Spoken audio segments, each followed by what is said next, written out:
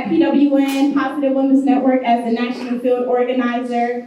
And if you're from Positive Women's Network in the house, say woo!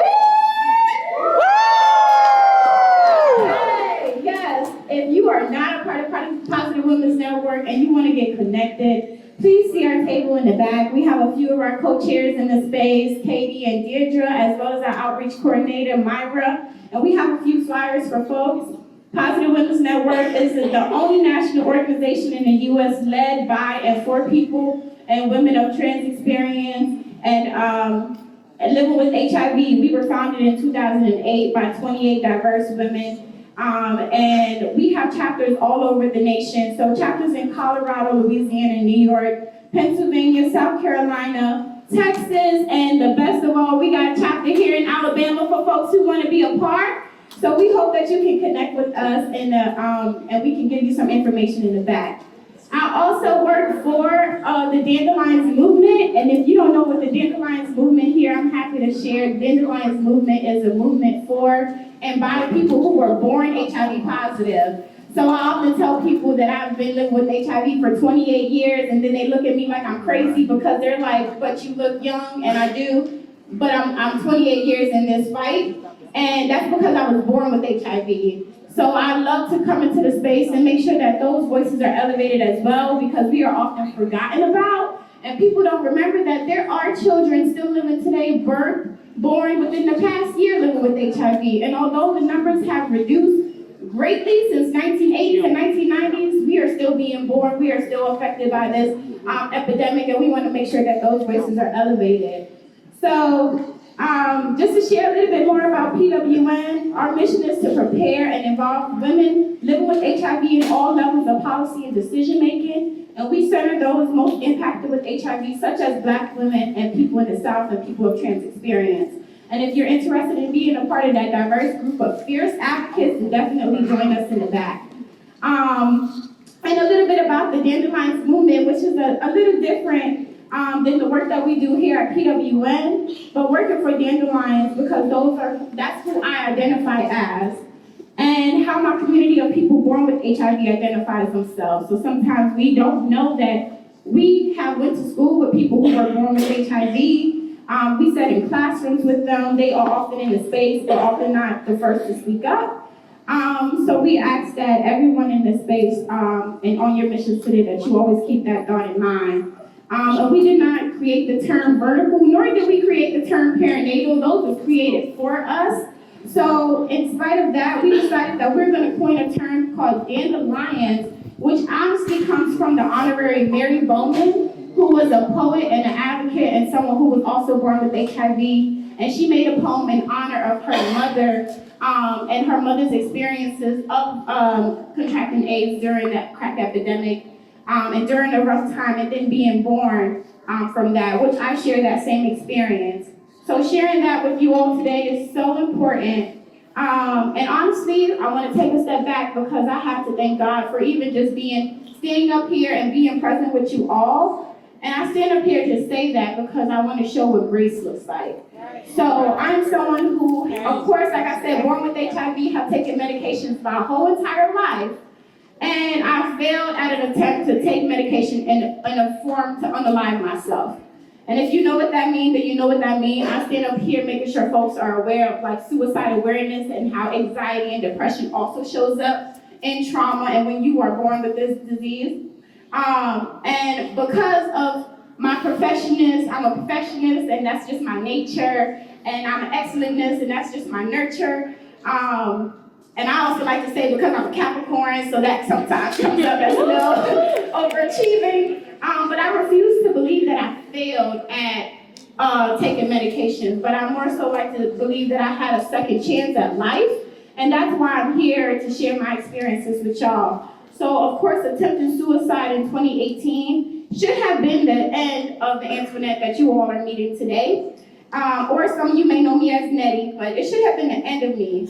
And for me, or my fighter spirit, is only the beginning. So it was the prayers of my ancestors that resurrected the fighter in me, but it was also the prayers of my mother who breathed life into my soul. And not just on that day, but on many days. where my mother has guided me and assisted me with my HIV care. And I say that to say that not everybody has a mother who was born with HIV. We often look to our community to be our mothers or our guidance. And those folks who do not have the experience of being born with HIV, I ask that you find somebody who was born and guide them and navigate them in this experience by sharing your testimony with them as well. And on my own, I had to learn that my depression, my anxiety, and even the suicide thoughts was not any fault of my own, but a result of my unaddressed mental health issues. And my inability to open up and share with my partners and my friends and my peers that I was living with HIV was only due to my internalized stigma. And I believe that I was not worthy of true and authentic respect and love because I was living with HIV. So from the age of 18 to 24, I desperately wanted to fit into what society said was the norm, what they thought was perfection, what they felt was acceptable, and I worked hard to do that, and ultimately that ended up being my downfall. So when I turned 24, I moved to Georgia. I actually don't live in Alabama, I'm so sad, but I live in Georgia, which is y'all's sister state. Y'all right next door to each other. But that's where I got into advocacy, and that's why I really learned what self-love and self-care looks like, and also what it looks like to really love on yourself and love on HIV, because what they taught us about HIV is not what it is. Like, what you see is the people in this space who are living out loud, who are loving on themselves, who are here to represent the community. And they don't always show that light side of it. And then also the challenges that I faced only instilled a deeper passion in me to provide that feeling of safety to all people who were living with HIV, especially those who were born. So I have come across many women, many people like myself in need of help beyond just access to healthcare, because that's just baseline. Healthcare is just baseline, and that should just be provided to us and not demanded by us. So many people born with HIV never ever had a peer to help them navigate what it really means to be HIV positive. We experience people exposing our diagnosis during the most crucial times in our lives, such as middle school and high school. How many of y'all remember your times in middle school and high school and was like, oh, this is some SHIT? Like, we already know the trauma, the bullying that comes along with that. So imagine having an HIV diagnosis on top of that and still having to navigate what life is like during that time. And the majority of us don't have our mothers to guide us through our diagnosis because they lost the fight to HIV, but they won the victory by giving birth to babies like myself.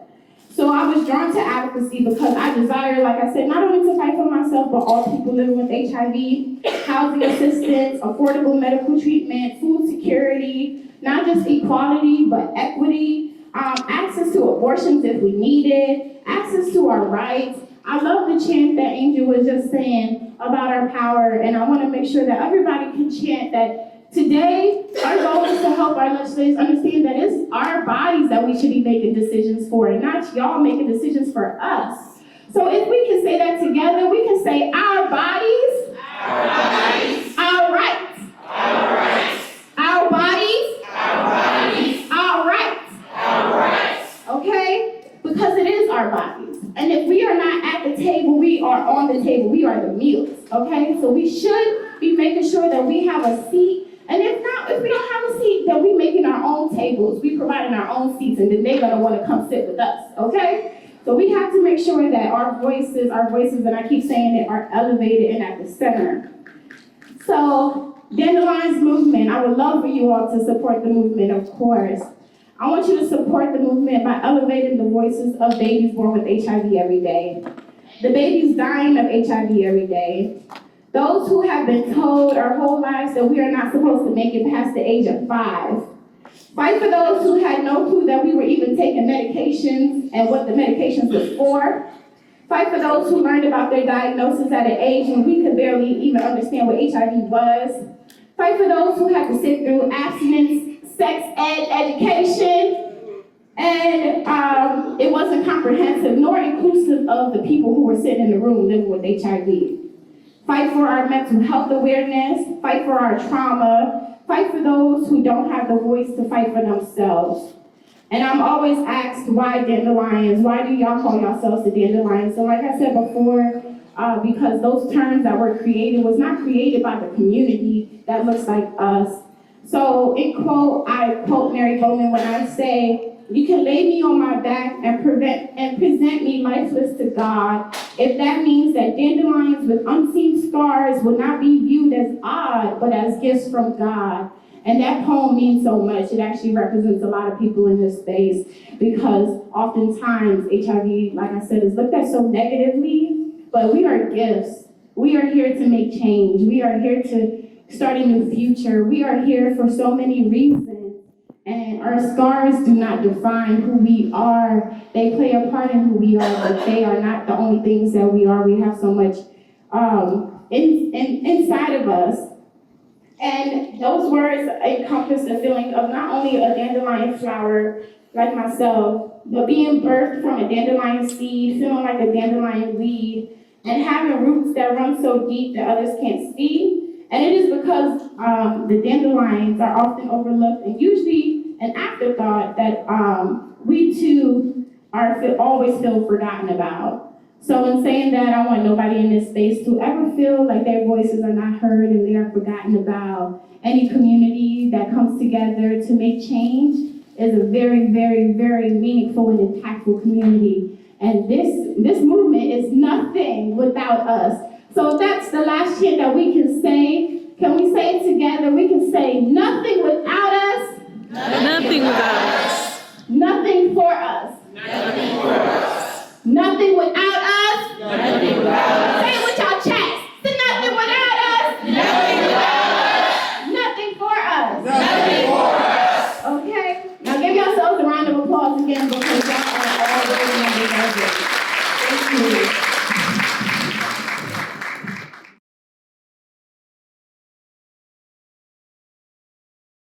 Advocacy. I stand in my truth. I speak truth to power. And in the midst of each struggle, I fight. No one warned me HIV would show up on the inside of me. No one told me HIV would be easy. No one told me I could live, and no one told me how to thrive. In the midst of 28 years, I am still finding my voice. It is in this space I advocate, in the midst of those who want, sometimes, our voices, community, people living with HIV, to be silenced. In the midst of each struggle, I continue to fight. As an advocate, I was taught, if I'm not ruffling anyone's feathers, I'm not advocating right. I fight for people to embrace HIV and to reduce stigma.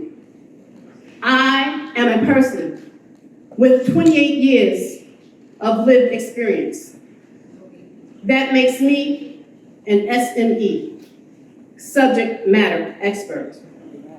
Research says it takes 10,000 hours to achieve a level of expert, and another 15,000 hours, equaling 25,000 hours total as a master expert. With almost 29 years as a person diagnosed with HIV, I stopped counting. I am mastering my expertise in HIV. I have been living with HIV more than without. I will repeat that. This year, I will be 50 years old, and I have been living with HIV more than living without. For the person that may be newly diagnosed,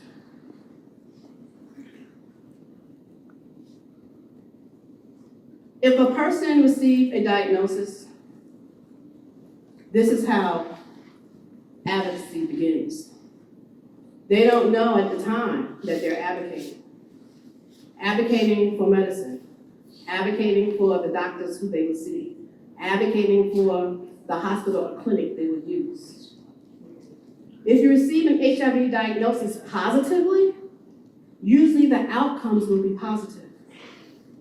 If a person receives a negative, meaning somebody comes to you and be like, oh, you got it, or they hand you a piece of paper and walk out the room because they're scared to touch you, usually those outcomes are negative. And because of those negative outcomes, there are too many deaths related to untreated HIV. One death is too many. People do not want to come back to the hospital or the clinic or to even see the receptionist to even sign the book in a waiting room if they're not received properly. I have been on this journey, and there's been ups and downs. I can remember when I first received my diagnosis. I was in the military. I received it as a positive because I had a mother, and I call her Major Cook. Major Cook received me in a positive way. She first looked out for my daughter, and my daughter at the time was 3 years old. And she asked, can she come to the playroom? And she brought her to the playroom. And she had all the amenities ready, laid out. And then she brought me back into the room. And she explained to me what HIV was before she gave me my diagnosis. In the military, there's a thing called a staging process. And in that staging process, you have to be hospitalized every 6 months. And the ratio is 1 woman to 5 men. So there are 6 people that's on the 6th floor. On one part, on the left side is the HIV ward, and on the right side is the mental health ward. And I didn't know which part I wanted to say I was associated with at the time. But that was a journey. Every 6 months I had to make up a lie. Oh, I'm going on vacation, I'm going here. But the military puts you in like a holding cell. It's a staging process. That was negative. As a veteran living with HIV, it's hard when we talk about reproductive justice because when they want to do the annual pap smears or the annual GYN, they always ask me, do you want to get a hysterectomy? And I feel if I wasn't HIV positive, I don't think they would be asking me that. Another thing, as a person living with HIV, I've learned that I have more stigma related to doctor's visits when it's not pertaining to infectious disease at all. I recently, about 2 years ago, I went to get a sleep study conducted. And the person didn't want to touch me. They didn't want to put the probes in my head. And they had it's like a long probing stick. And they put the probes on the stick. And even though I am in advocacy and I advocate for other people, I'm still finding my voice.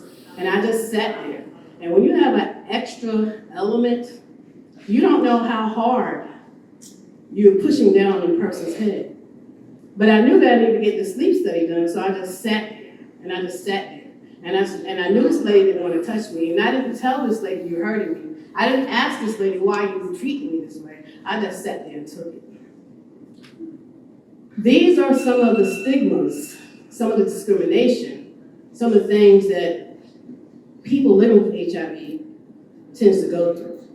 I am a truth teller about my own story. And here today you'll find other stories. But within those stories, you have triumph. Within those stories, you find victory. Within those stories, you find strength to continue to keep fighting this fight. And another thing today, not only talking about advocacy, the theme that came out today was fight. You know, Bumba came up here and he was talking about the fight. Antoinette came up here and she was talking about the fight. And then we had this training and we had 2 awesome people. We had Renee and we had Marcia. And in that, we still talking about the fight. So I will conclude today in the midst of fight. So no matter what struggle you're going through, we are still here at all these tables, and we're fighting together for one common goal today, and that's advocating for what's right. So I don't have the other mic, so I'm gonna do my hand like this. Just leave my hand as a mic. So when I say in the midst, and when I go like this, I want you to say I fight. In the midst, I fight. in the midst, I fight. in the midst, I fight. thank you.